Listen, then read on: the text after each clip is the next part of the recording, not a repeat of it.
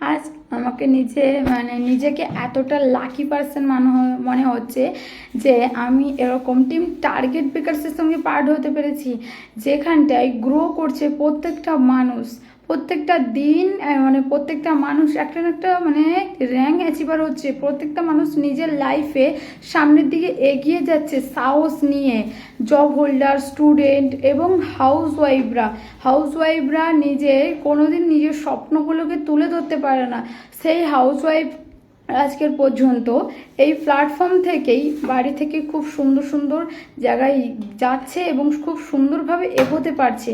তো আজও আমি দেখলাম যে আমাদের টিম টার্গেট বেকারসে আবার একটা ব্যানার পোস্ট হয়েছে, যেই ব্যানারটা আপনারা সবাই আমার এই ভিডিওর স্ক্রিনে দেখছেন।